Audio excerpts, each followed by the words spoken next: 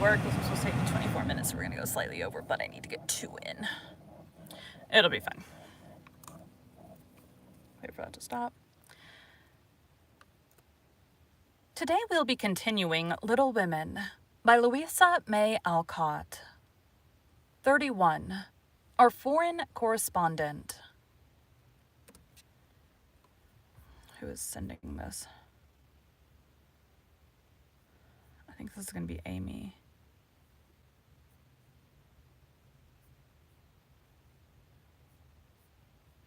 Amy. All right, let's listen to Amy's voice real quick. We're about to do a whole letter from her perspective. I don't think... It's actually not that hard to maintain these voices for a long period of time.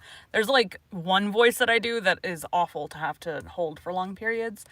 That'd be the one that's way down here. That one sucks, but the rest of them are not that bad. London. Dearest people, here I really sit at a front window of the Bath Hotel Piccadilly.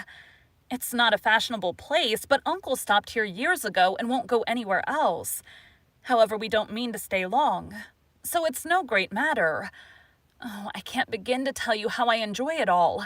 I never can, so I'll only give you bits out of my notebook, for I've done nothing but sketch and scribble since I started.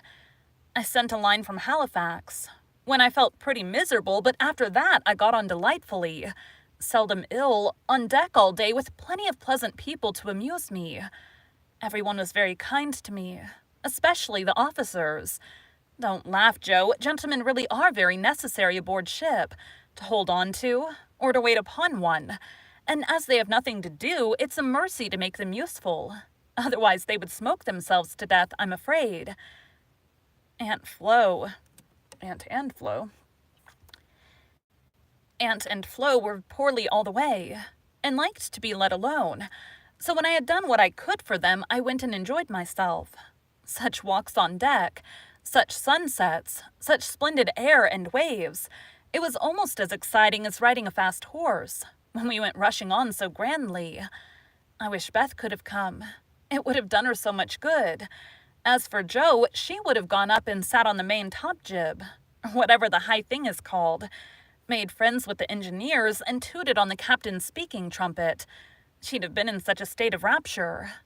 It was all heavenly, but I was glad to see the Irish coast, and found it very lovely, so green and sunny with brown cabins here and there, ruins on some of the hills, and gentlemen's country seats in the valleys, with deer feeding in the parks. It was early in the morning, but I didn't regret getting up to see it, for the bay was full of little boats, the shore so picturesque, and a rosy sky overhead. I shall never forget it. I never shall forget it. I never shall forget it. At Queenstown, one of my new acquaintances left us, Mr. Lennox, and when I said something about the lakes of Killarney, he sighed and sung with a look at me. Oh, have you e'er heard of Kate Kearney? She lives on the banks of Killarney. From the glance of her eye, shun danger and fly, for fatal's the glance of Kate Kearney. Wasn't that nonsensical? We only stopped at Liverpool a few hours. It's a dirty, noisy place, and I was glad to leave it. Uncle rushed out and bought a pair of dogskin gloves, some ugly thick shoes, and an umbrella, and got shaved a la mutton chop the first thing. Then he flattered himself that he looked like a true Briton.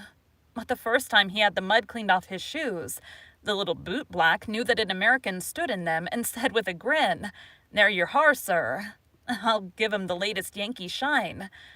It amused Uncle immensely. Oh, I must tell you what that absurd Lennox did. He got his friend Ward, who came on with us, to order a bouquet for me, and the first thing I saw in my room was a lovely one with Robert Lennox's compliments on the card. Wasn't that fun, girls? I like traveling. I never shall get to London if I don't hurry. The trip was like riding through a long picture gallery, full of lovely landscapes. The farmhouses were my delight, with thatched roofs, ivy up to the eaves, latticed windows, and stout women with rosy children at the doors. The very cattle looked more tranquil than ours, as they stood knee-deep in clover, and the hens had a contented cluck as if they never got nervous, like Yankee biddies. Such perfect color I never saw. The grass so green, sky so blue, grain so yellow, wood so dark. I was in a rapture all the way. So was Flo, and we kept bouncing from one side to the other, trying to see everything while we were whisking along at the rate of 60 miles an hour. Aunt was tired and went to sleep, but Uncle read his guidebook and wouldn't be astonished at anything. This is the way we went on. Amy flying up. Oh, that must be Kenilworth, that gray place among the trees. Flo darting to my window. How sweet. We must go there sometime, won't we, Papa? Uncle calmly admiring his boots. No, my dear, not unless you want beer. That's a brewery. A pause, then Flo cried out, Bless me, there's a gallows and a man going up. Where, shrieks Amy, staring out at two tall posts with a crossbeam and some dangling chains. I need to look up what this word is. Colliery. Colliery. A colliery, remarks Uncle with a twinkle of the eye. Here's a lovely flock of lambs all lying down, says Amy. See, Papa, aren't they pretty? Added Flo sentimentally.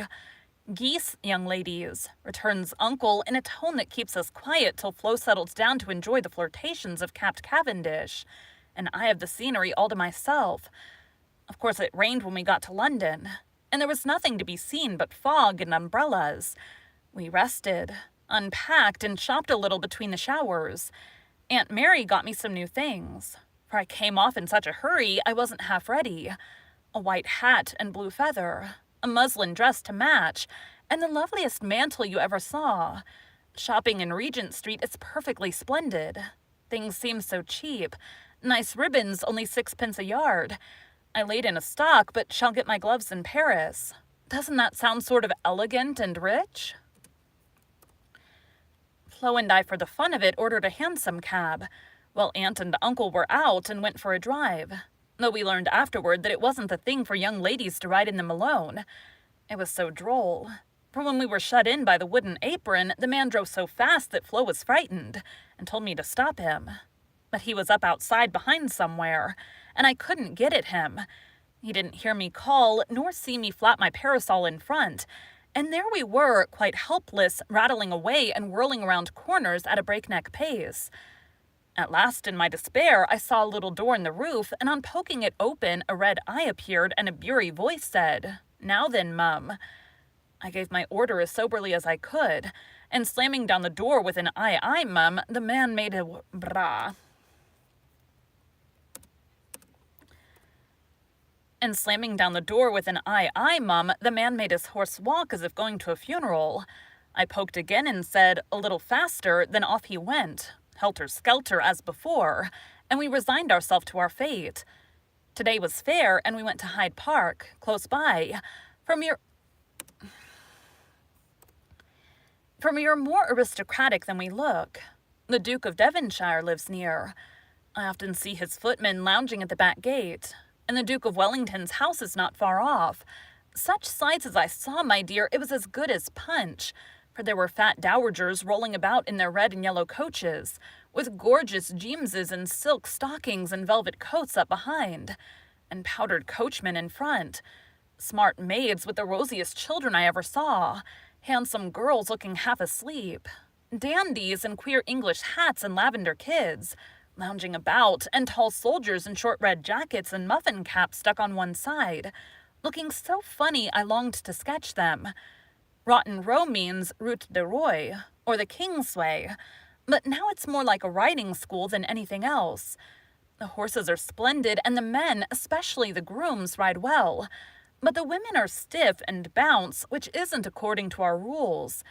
I longed to show them a tearing American gallop, for they trotted solemnly up and down in their scant habits and high hats, looking like the women in a toy Noah's Ark. Everyone rides. Old men, stout ladies, little children, and the young folks do a deal of flirting here. I saw a pair exchange rosebuds, for it's the thing to wear one in the buttonhole, and I thought it rather a nice little idea. In the PM to Westminster Abbey, but don't expect me to describe it, that's impossible, so I'll only say it was sublime. This evening we are going to see Fetcher, which will be an appropriate end to the happiest day of my life. Midnight. It's very late, but I can't let my letter go in the morning without telling you what happened last evening. Who do you think came in as we were at tea? Laurie's English friends, Fred and Frank Vaughan. I was so surprised, for I shouldn't have known them but for the cards. Both are tall fellows with whiskers. Fred, handsome in the English style, and Frank much better, for he only limps slightly and uses no crutches. They had heard from Laurie where we were to be, and came to ask us to their house, but Uncle won't go, so we shall return the call and see them as we can. They went to the theater with us, and we did have such a good time, for Frank devoted himself to Flo, and Fred and I talked over past, present, and future fun as if we'd known each other all our days. Tell Beth Frank asked for her, and was sorry to hear of her ill health. Fred laughed when I spoke of Joe and sent his respectful compliments to the big hat. Neither of them had forgotten Camp Lawrence or the fun we had there. What ages ago it seems, doesn't it? Aunt is tapping on the wall for the third time, so I must stop. I really feel like a dissipated London fine lady, writing here so late, with my room full of pretty things, and my head a jumble of parks, theaters, new gowns, and gallant creatures who say ah, and twirl their blonde mustaches with the true English lordiness. I long to see you all, and in spite of my nonsense, am as ever your loving Amy.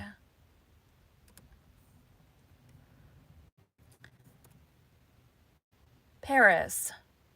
Dear girls, in my last I told you about our London visit. How kind the Vaughans were, and what pleasant parties they made for us.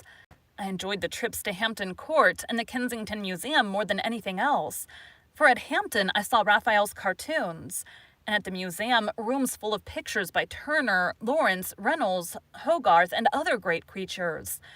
The day in Richmond Park was charming, for we had a regular English picnic, and I had more splendid oaks and groups of deer than I could copy.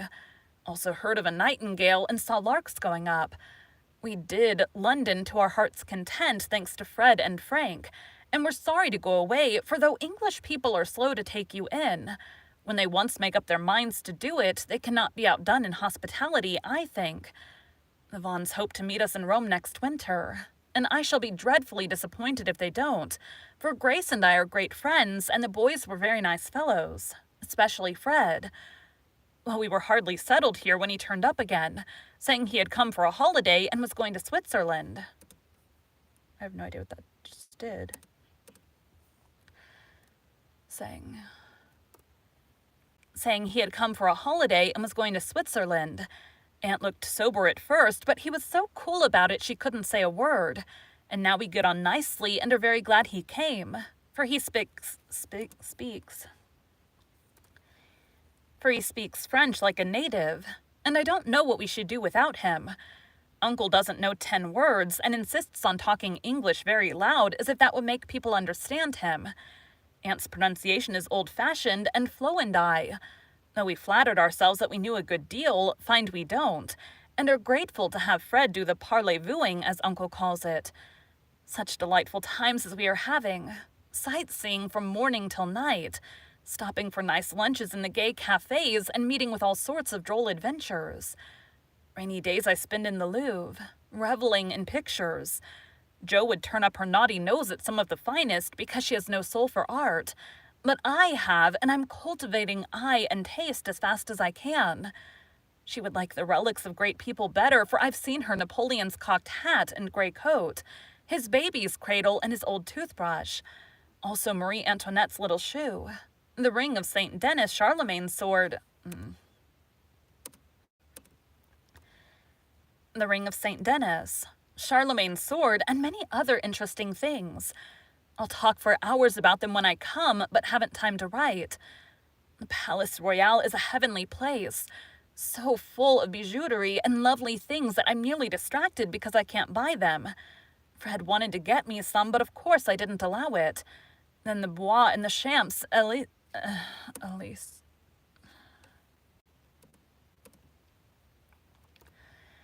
Then the Bois and the Champs Elysees are très magnifiques. I've seen the imperial family several times. The emperor, an ugly, hard-looking man. The empress, pale and pretty, but dressed pretty. Damn it!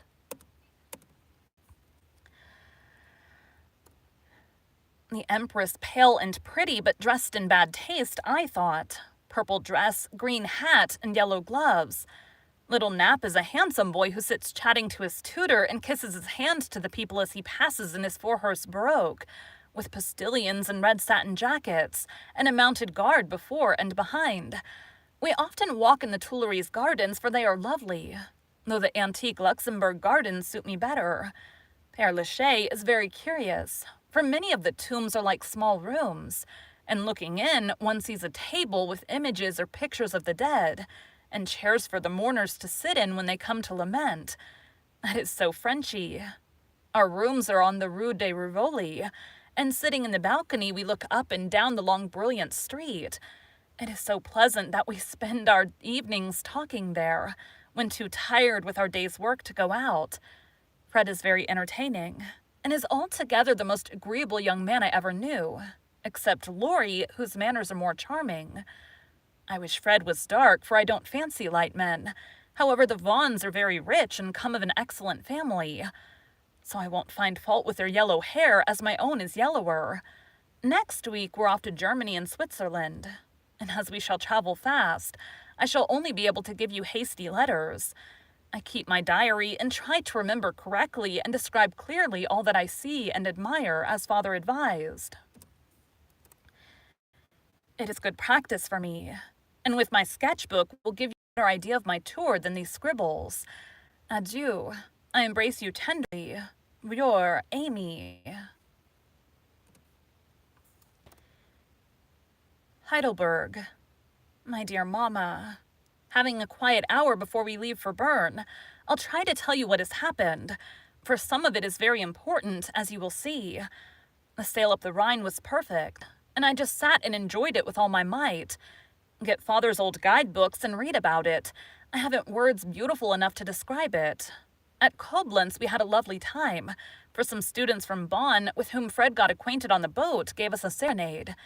It was a moonlight night, and at about 1 o'clock Flo and I were waked by the most delicious music under our windows. Were waked. And at about 1 o'clock Flo and I were waked by the most delicious music under our windows. We flew up and hid behind the curtains, but sly peeps showed us Fred and the students singing away down below. It was the most romantic thing I ever saw. The river, the bridge of boats, the great fortress opposite, moonlight everywhere, and music fit to melt a heart of stone. When they were done, we threw down some flowers and saw them scramble for them, kiss their hands to the invisible ladies, and go laughing away. To smoke and drink beer, I suppose. Next morning, Fred showed me one of the crumpled flowers in his vest pocket, and looked very sentimental. I laughed at him and said I didn't throw it, but Flo, which seemed to disgust him, for he tossed it out of the window and turned sensible again. I'm afraid I'm going to have trouble with that boy. It begins to look like it. The baths at Nassau were very gay, so was Baden-Baden, where Fred lost some money, and I scolded him. Baden-Baden?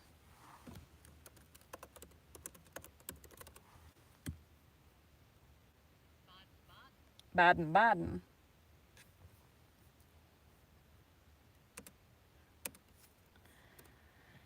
The baths at Nassau were very gay, and so was Baden-Baden, where Fred lost some money, and I scolded him. He needs someone to look after him when Frank is not with him. Kate said once she hoped he'd married soon. Kate said once she hoped he'd marry soon, and I quite agree with her that it would be well for him. Frankfurt was delightful. I saw Goethe's house, Schiller's statue, and Danneker's famous Ariadne. Schiller's statue and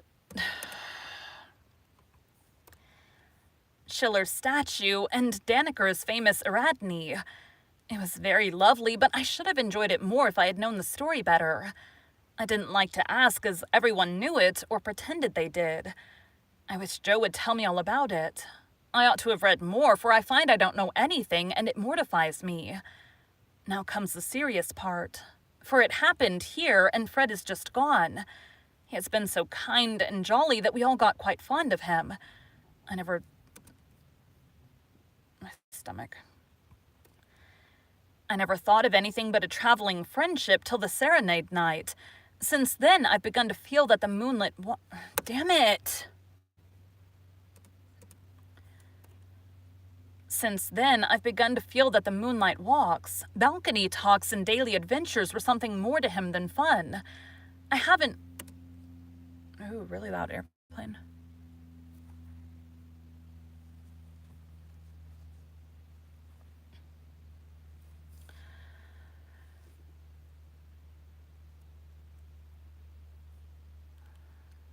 It's still humming. I haven't flirted, Mother, truly, but remembered what you said to me, and have done my very best. I can't help it if people like me. I don't try to make them, and it worries me if I don't care for them.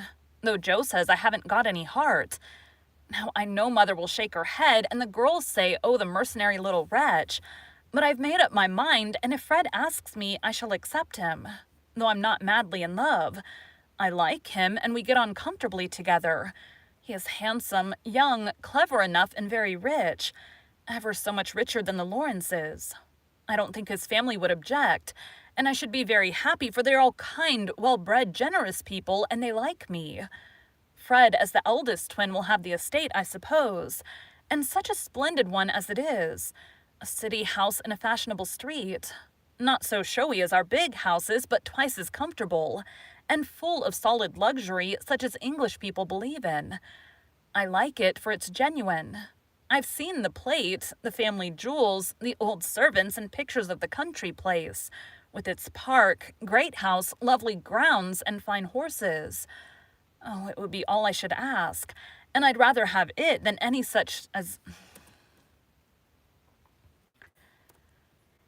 And I'd rather have it than any title such as girls snap up so readily and find nothing behind.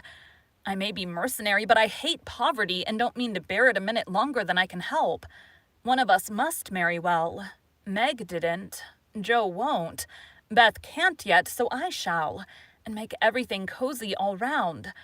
I wouldn't marry a man I hated or despised. You may be sure of that. And though Fred is not my model hero, he does very well, and in time I should get fond enough of him if he was very fond of me and let me do just as I liked. So I've been turning the matter over in my mind the last week, for it was impossible to help seeing that Fred liked me. He said nothing, but little things showed it. He never goes with Flo. Always gets on my side of the carriage, table, or promenade. Looks sentimental when we are alone, and frowns at anyone else who ventures to speak to me.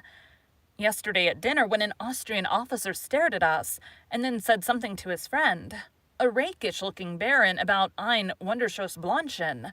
Fred looked as fierce as a lion and cut his meat so savagely it nearly flew off his plate. He isn't one of the cool, stiff Englishmen, but is rather peppery, for he has Scotch blood in him, as one might guess from his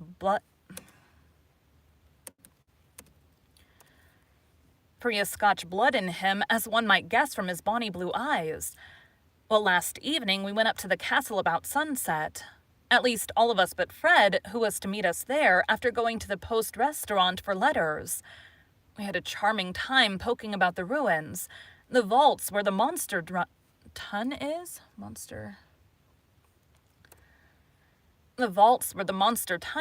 and the beautiful gardens made by the elector long ago for his English wife. I liked the great terrace best, for the view was divine. So while the rest went to see the rooms inside, I sat there trying to sketch the gray stone lion's head on the wall, with scarlet woodbine sprays hanging round it. I felt as if I'd got into a romance, sitting there watching the Neckar roll through the valley, listening to the music of the Austrian band below, and waiting for my lover like a real storybook girl. I had a feeling that something was going to happen, and I was ready for it. I didn't feel blushy or quaky, but quite cool and only a little excited. By and by, I heard Fred's voice, and then he came hurrying through the great arch to find me. He looked so troubled that I forgot all about myself and asked what the matter was. He said he just got a letter begging him to come home, for Frank was very ill, so he was going at once in the night train, and only had time to say goodbye. I was very sorry for him, and disappointed for myself, but only for a minute, because he said as he shook hands, and said it in a way that I could not mistake, "I shall soon come back. You won't forget me, Amy." I didn't promise, but I looked at him, and he seemed satisfied, and there was no time for anything but messages and goodbyes, for he was off in an hour, and we all miss him very much.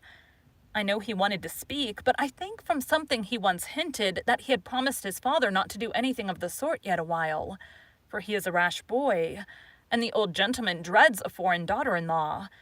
We shall soon meet in Rome, and then if I don't change my mind, I'll say yes, thank you, when he says, "Will you please?" Of course, this is all very private, but I wish you to know what was going on. Don't be anxious about me. Remember, I am your prudent Amy, and be sure I will do nothing rashly. Send me as much advice as you like. I'll use it if I can. I wish I could see you for a good talk, Marmee. Love and trust me. Ever, your Amy. Thank you for joining Bite at a Time Books today, while we read a bite of one of your favorite classics. Again, my name is Bree Carlile, and I hope you come back tomorrow for the next bite of Little Women. I gotta pull up my script for today. And I'm pretty sure, how did it get sent to me? This one. I'm pretty sure it got sent to me as a doc. Make sure the words are... Oh yeah, the words are fine here. Okay. I always got to make sure, because sometimes I have one author... I prefer when I'm prepping a book for it to be a PDF, because then I can scroll through it like pages, as if I was reading an ebook. But some authors will send me docs, and then I'll just convert it to PDF. But there's one author, the font is so small in the doc that the PDF looks wonky, and then I have to do it as a doc, but usually her books are a little bit shorter. This one is like a 12 or 13, 14-hour book. I do not want to have to, if I do it in pages, which I like the auto scroll in pages better, but if I do it in pages, every time I open a new document, I have to scroll and find my place in that one again, and it's kind of a pain in the butt. Where my PDF auto scroll app will keep my place as long as I don't accidentally hit the go back to the beginning button. So, anyways, that's all I got for today. Thanks, guys. I said